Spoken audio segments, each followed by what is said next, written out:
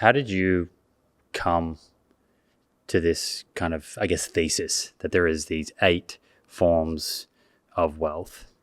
I guess when I think about a lot of the topics spoken about on this show are informed by science, and there's definitely science, seems to be quite a bit of science in the book that you're drawing from, but also experience and the experience of others.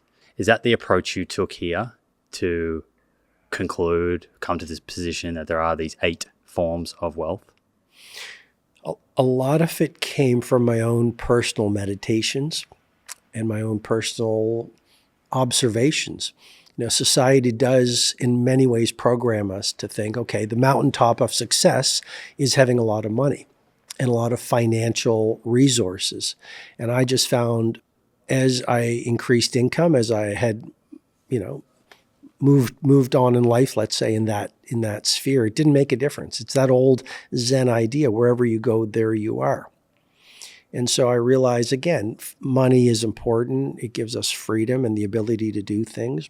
Having said that, I realized there were some other forms of wealth that I think are absolutely important. So I created this 8 forms of wealth model, and then I started to share it with the clients that I mentor, the billionaires, the sports stars, the movement makers. And the model was absolutely revolutionary for them because a lot of these people had made it to the top of the financial mountain, but they were completely empty. They were situations like one of my clients had billions of dollars, but his 20-year-old children would even talk to him, so he was in deep pain. Is that the common place someone ends up if they earn millions or billions of dollars, that they neglect these other areas of wealth? I don't think it's necessarily true. It doesn't mean everyone who makes a lot of money will end up alone or disconnected from their family. Yet I see a lot of people who make huge financial fortune. They are so maniacally focused on building the business and selling the business, they take the people they love the most for granted. Or I had one client, again, worked day and night, built a great company, sold the company, showed up at my office, blisters on his lips, lost maybe 50 pounds. I said, what happened? And it was developed an autoimmune disorder because he had sacrificed his health in pursuit of the business. So it can be a trap, right? It can be a trap. You're building this business, you're chasing financial fortune, but you lose peace of mind. I guess what I'm trying to say in some ways, Simon, is what's the point of having all the money in the world if you lose peace of mind along the way? So money is only one form of wealth. If you have inner peace, you've got a great form of wealth. If you have self-respect, you have a great form of wealth. You have a rich family life. I just saw my 80-year-old parents the other night in Toronto before I came here. Having a strong family life, connected to your family, it's a form of wealth. So I'm just encouraging people to see all these different forms of wealth because it's a great key to happiness as well as, I think, a well-lived life. There's a quote in your book. You say, I guess what I'm suggesting is please don't spend the best days of your life climbing a mountain only to realize when it's too late that you've climbed the wrong one. The people there that you've worked with who have earned a lot of money, do you think that their underlying motivation and what's driving them to focus so much on business and growth of the business is that they really believe more money equals more happiness?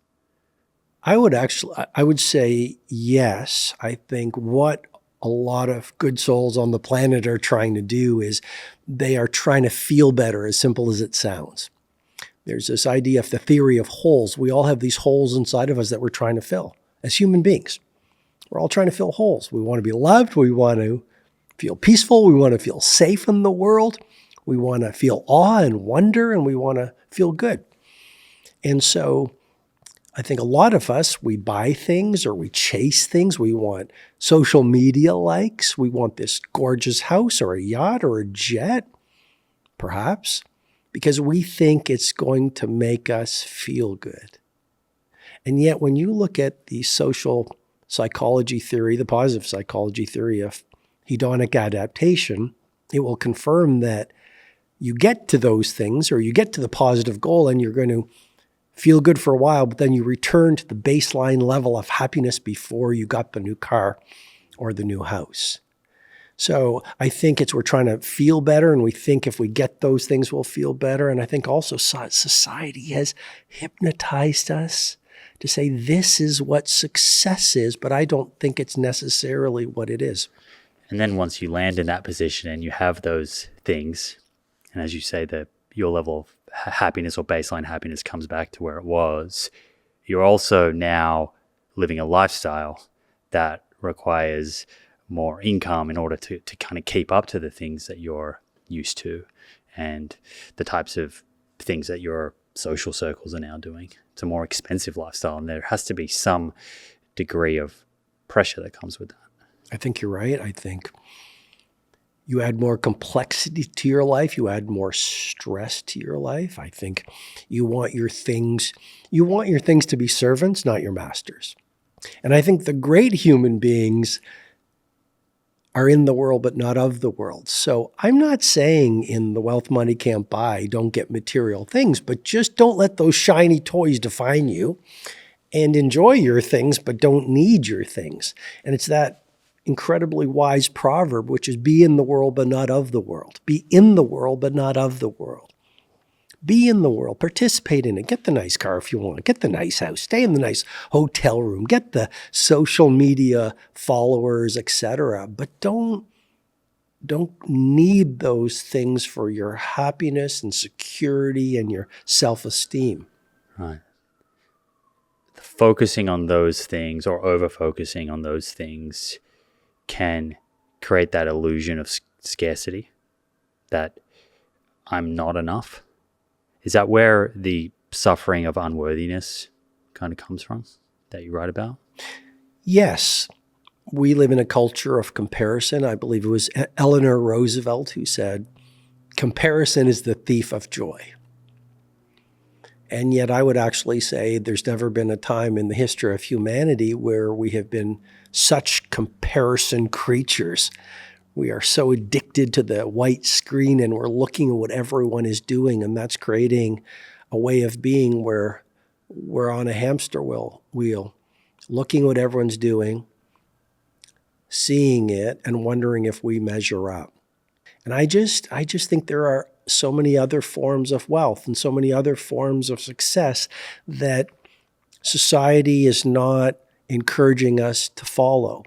You know, it could be seeing your job as a job, no matter what you do. I had a conversation at the hotel with a gardener today.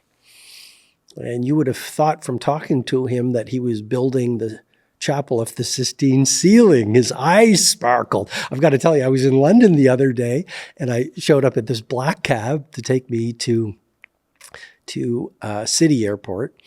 And it was just perfect. Like everything was just perfect. And so I had to ask him, I said, your cab is just perfect. Tell me your philosophy. So he told me about it, and he goes, yeah, it's pride of my work. And then when I pulled over, when he took me to the airport, he goes, look, this is what I do. And he pulled out this Windex thing, and he started, and he was vacuuming the inside. And all I'm saying is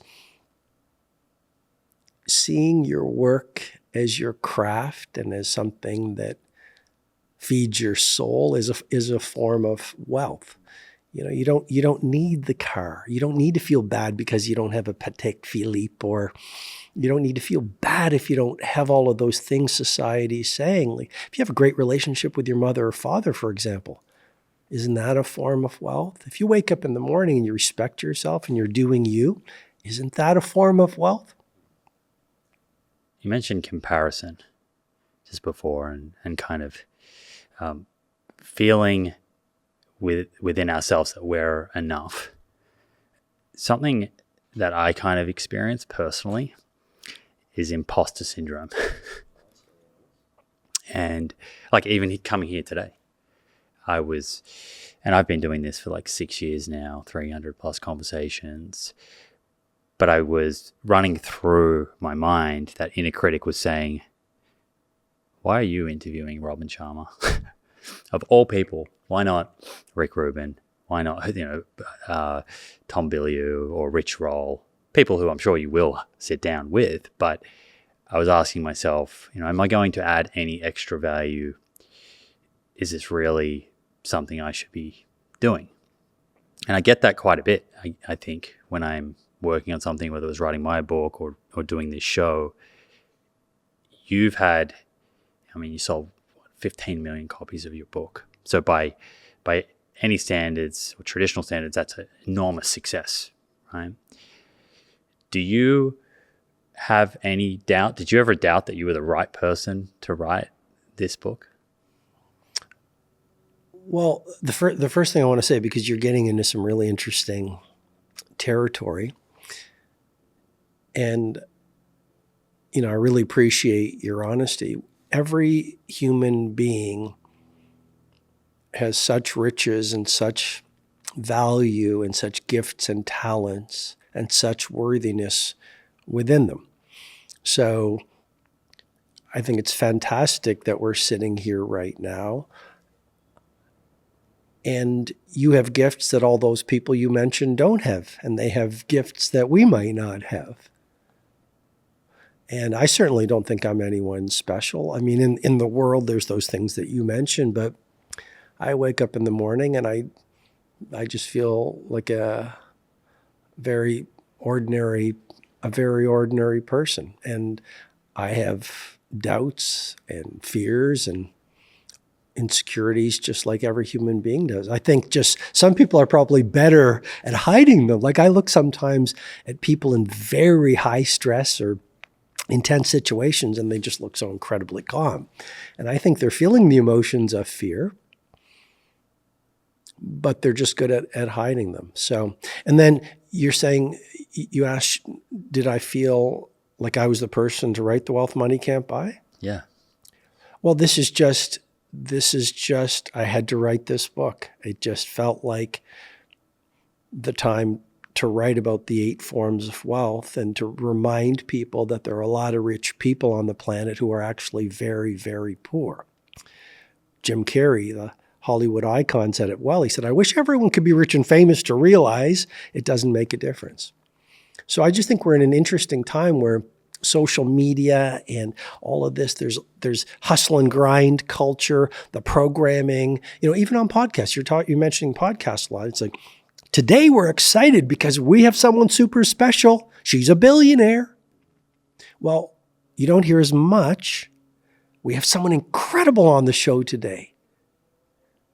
He's a teacher of kindergarten kids who has 12 people in the class and has figured out a way to innovate with limited resources. And when he goes home or she goes home, they have a family dinner and they talk about interesting things. See, I think we're sure to be a financial titan requires great sacrifice, great innovation, great vision, dismissing the chattering voices of the critics. But why are we not celebrating the gardener I met today and the taxi driver as well? We're not. Pardon me? Why? Why is it so easy to fall into that trap? Because I'm hearing everything that you're saying, yet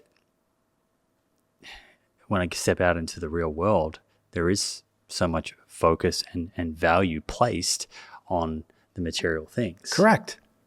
It's our cultural programming. We measure people's worth not by their integrity, not by their humanity. We measure worth generally. It's a generalization. We say, this person is successful because they have got to the top of the financial mountain. Is that a new thing, you think, or something that we've always kind of experienced as humans in community? I would say both. I would say more and more we've become a materialistic world, more and more over the past number of decades. Having said that, I would think thousands of years ago on the savannah, the hunter with the most wins probably was most respected. But I think one thing which is worldly success without peace of mind is fool's gold. And I just think more and more as we try to buy more and more and have more and more, I mean, even the storage things, that's a relatively new innovation because we just have so many things. We buy things that makes us feel better. And I'd actually go to a psychological point, which is potential unexpressed turns to pain. And a lot of us, we're betraying our human genius. We are busy being busy, but we're not doing the right things that will give us fulfillment. We're playing with our phones, we're chit-chatting, we're spending a lot of time in entertainment, all sorts of different addictions, versus doing the work and building the lives that are of substance and soul and beauty. And so when we betray our human instinct to be great, to push magic into the world, to materialize more of our potential, it turns to pain because I think our conscience sees that we're betraying ourselves. And so I think what I'm trying to say is a lot of us are in pain. And so we look to the drug of choice, let's say it's social media or worrying or alcohol or whatever it might be, to mask the pain, which just puts us into more pain.